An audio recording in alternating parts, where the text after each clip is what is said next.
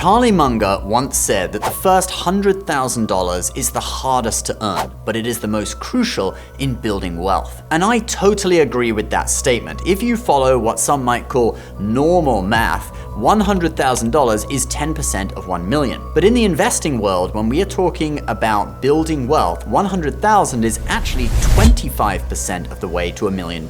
And in this video, I'm going to show you why. Welcome to the show, guys. I'm Ben Hedges, aka the Credit Shifu. I talk about all things personal finance, credit, and luxury travel on this channel. And if you like the sound of that, do subscribe. Now, Charlie Munger was the partner of legendary investor Warren Buffett, and the reason he said that the first 100,000 is the hardest is because of something called compound interest. When you are investing in the stock market or any type of investment where you are getting annual returns and reinvesting those returns, you get something called compound interest. You're not just earning interest on the original amount of money, but you're earning interest on the interest that was accumulated in previous years. And because of this, $100,000 is actually 25% of the way to $1 million.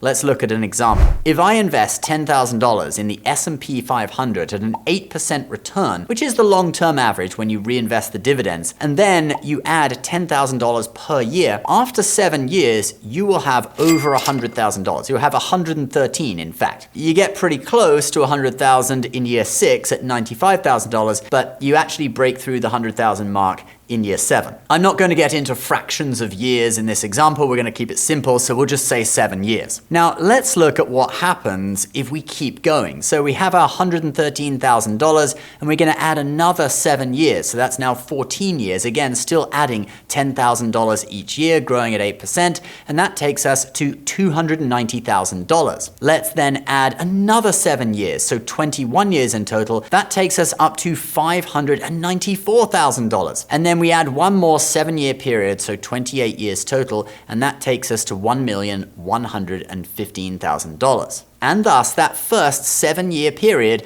when we saved up $113,000 through investing, represents 25% of the total it took to get to $1 million. On this spreadsheet that I've made, you can see how much the money in our account increases by each year as we go up through the 4 7-year periods. So we have both annual additions and interest being added. In the first 7 years, it's $113,000, okay, from the money you add plus the interest. Then in the next 7-year period, the value of the account goes up by $177,000. So by quite a bit more than it went up by in the first year. And that amount is made up of the $10,000 you add each year for 7 years, the interest on those payments, plus the interest that you're still earning from all the money you added in the previous 7-year period. Then in the third 7-year period, it goes up by $304,000. And in the fourth and final 7-year period, our account value increases by over $500,000. And you can see it visually on this graph. As we approach $1 million, how much interest is being added compared to the amount of principal that is being added, which basically stays constant the whole time. The interest increases, and the whole thing increases exponentially as we approach $1 million. That is the power of compound interest, and that's why Einstein said this about it. Compound interest is the 8th wonder of the world. He who understands it earns it. He who doesn't pays it. If you understand it, you invest your money and let compound interest increase your wealth exponentially. Just don't be the other guy who gets into debt on credit cards or other loans, and he isn't even managing to pay off the interest he owes, and he's getting charged each month, and then he has to start paying interest on the interest that he's accumulated from previous debt, and it all spirals out of control. If compound interest is really used to your advantage, then $100,000 really is 25% of the way to 1 million. And if you've got $100,000 in the bank, pat yourself on the back, because you're 25% of the way there. Guys, if you are looking for a way to invest your money, do check out Webull, the sponsor of today's video. It's a commission-free investing app where you can invest in ETFs like VOO, for example, that track the S&P 500. So you could do basically what we